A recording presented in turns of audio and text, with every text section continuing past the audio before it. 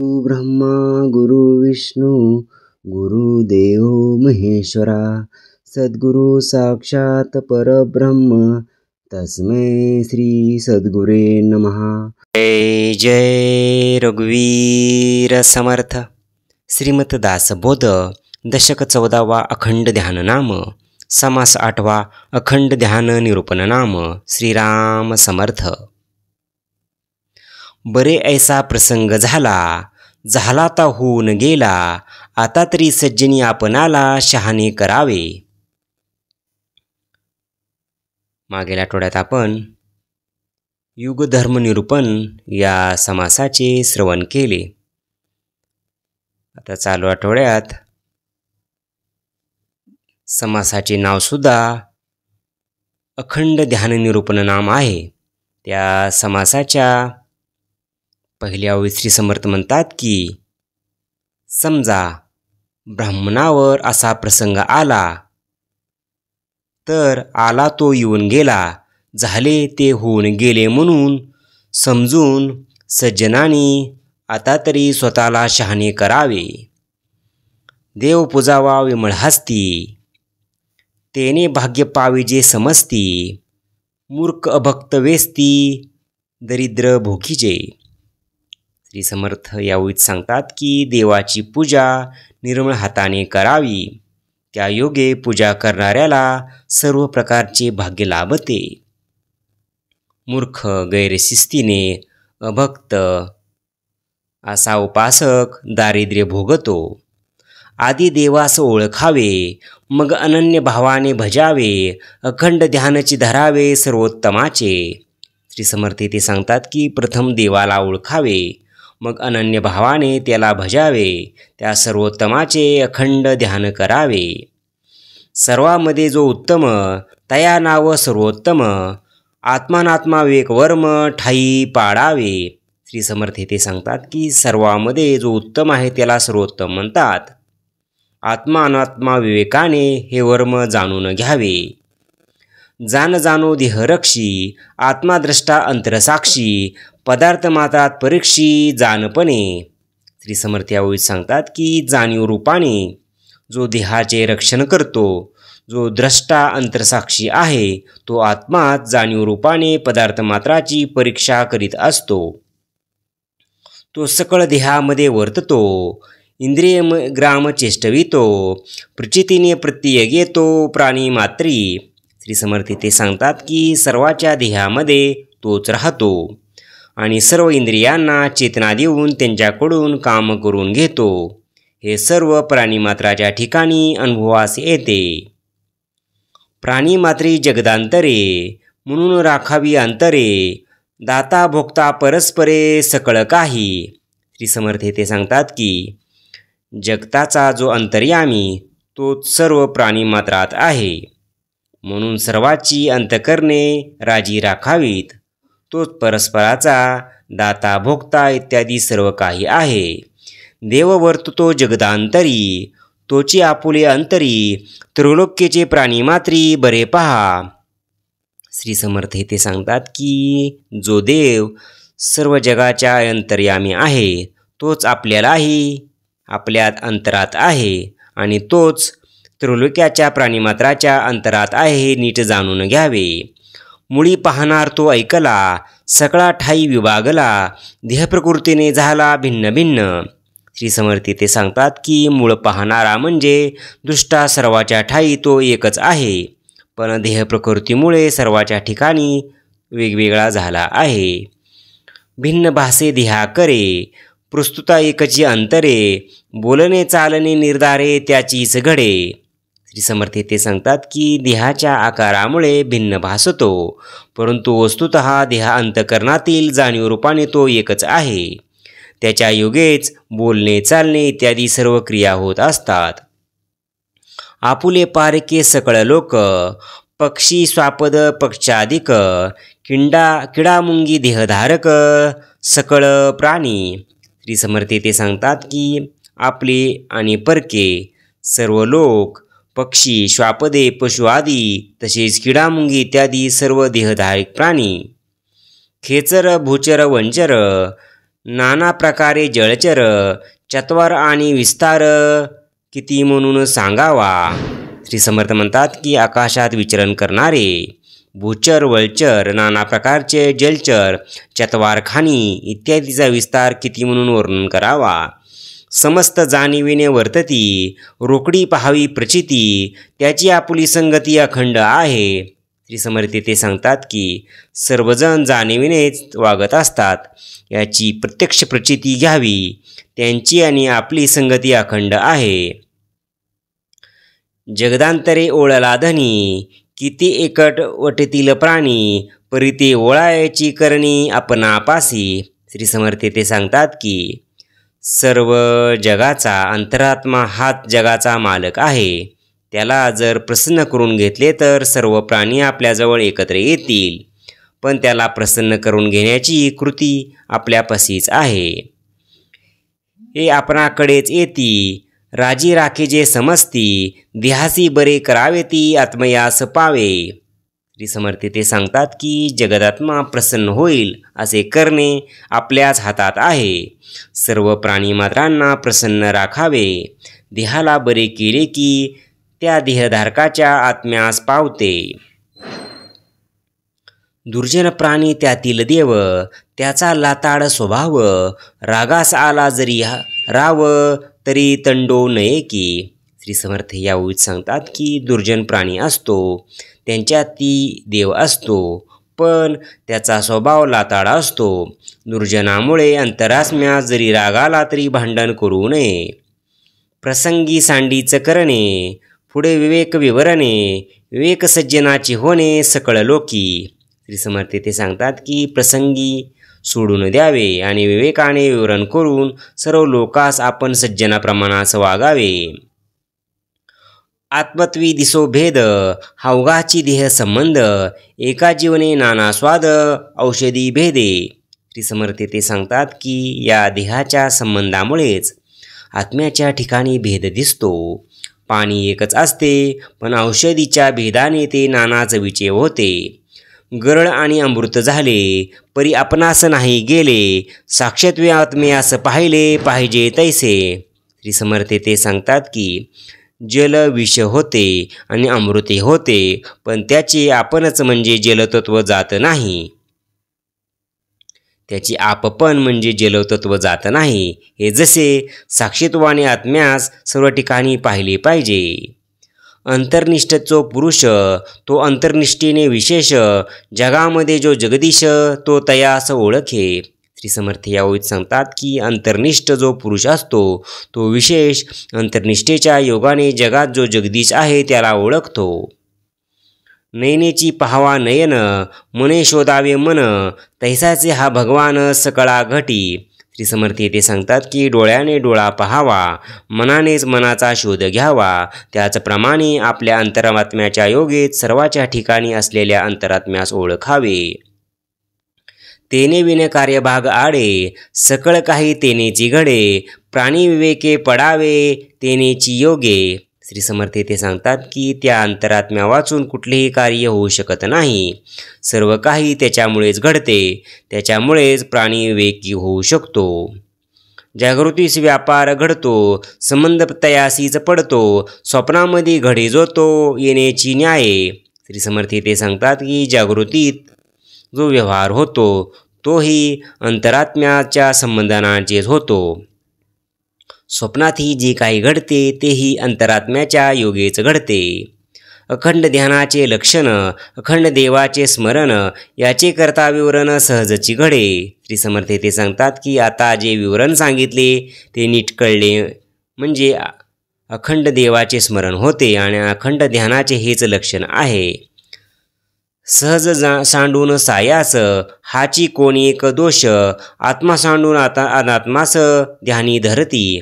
श्री समर्थ ते सांगतात की सहज सोडून उगीच सायास करणे हाच मोठा दोष आहे।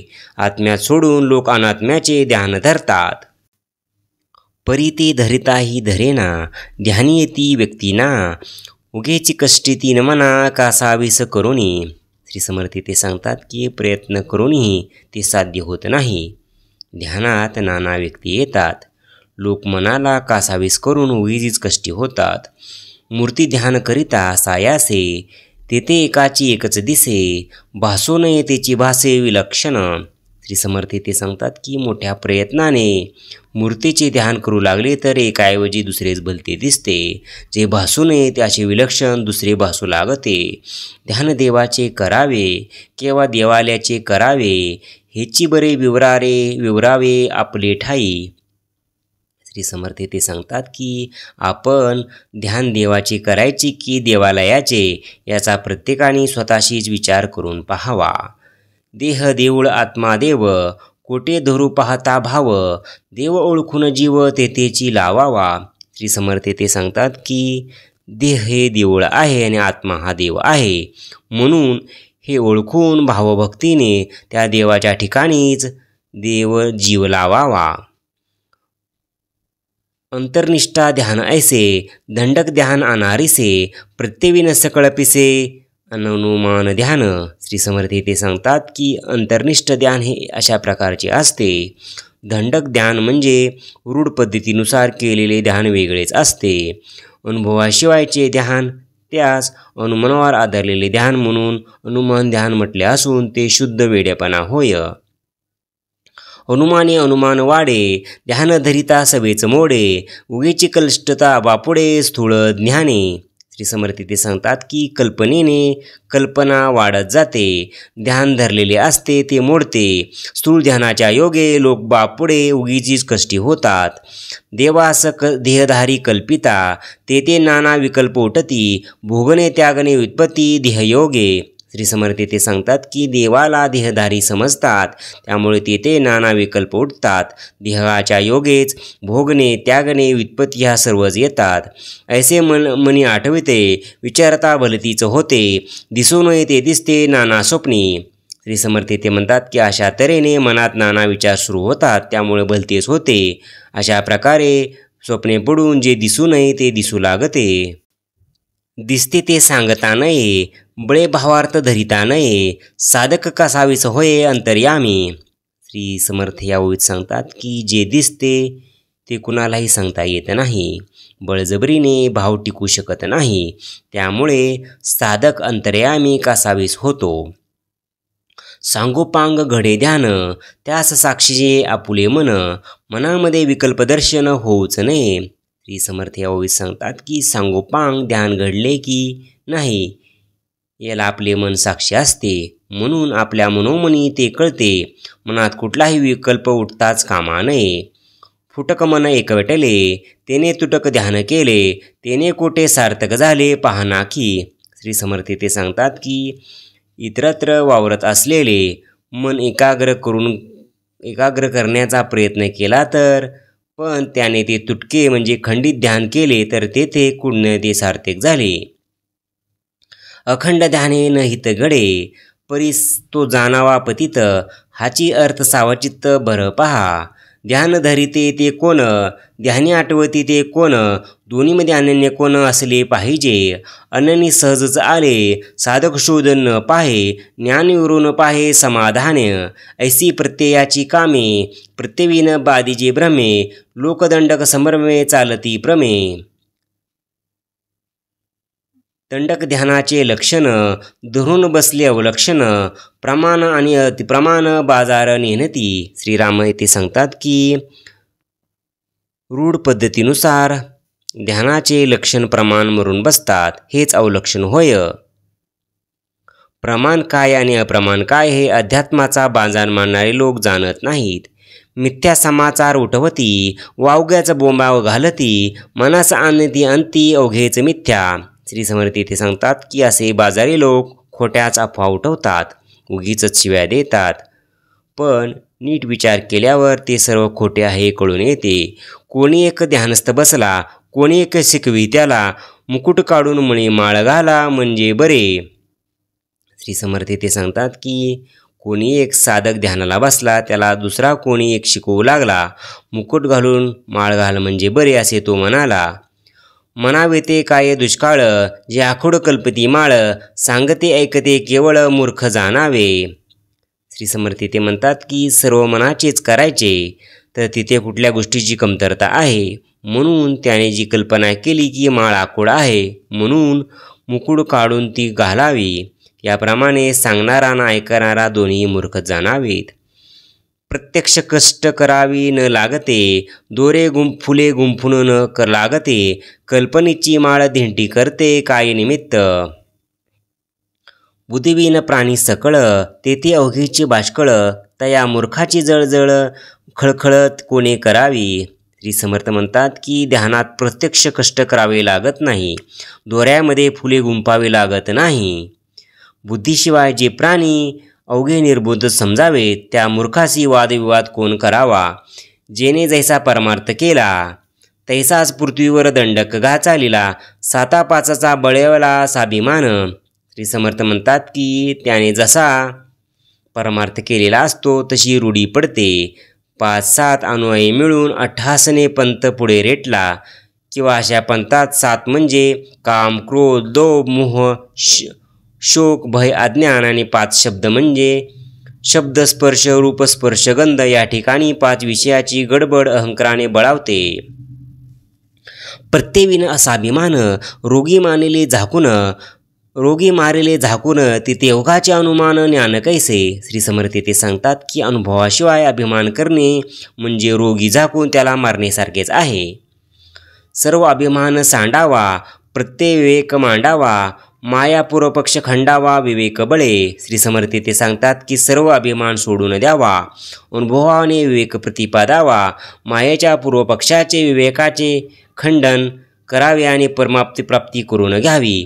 इति श्री दासबोधे गुरु शिष्य संवादे अखंड ध्यान निरूपण नाम समास 8वा. जय जय रघुवीर समर्थ. ओम श्री गुरु दत्तात्रेय श्रीपाद श्री वल्लभाय नमः. ओम श्री गुरु दत्तात्रेय श्रीपाद श्री वल्लभाय नमः. ओम श्री गुरु दत्तात्रेय श्रीपाद श्री वल्लभाय नमः. ओम श्री गुरु दत्तात्रेय श्रीपाद श्री वल्लभाय नमः. ओम श्री गुरु दत्तात्रेय श्रीपाद श्री वल्लभाय नमः. ओम श्री गुरु दत्तात्रेय श्रीपाद श्री वल्लभाय नमः. ओम श्री गुरु दत्तात्रेय श्रीपाद श्री वल्लभाय नमः. ओम श्री गुरु दत्तात्रेय श्रीपाद श्री वल्लभाय नमः. ओम श्री गुरु दत्तात्रेय श्रीपाद श्री वल्लभाय नमः. ओम श्री गुरु दत्तात्रेय श्रीपाद श्री वल्लभाय नमः. ओम श्री गुरु दत्तात्रेय श्रीपाद श्री वल्लभाय नमः. ओम श्री गुरु दत्तात्रेय श्रीपाद श्री वल्लभाय नमः.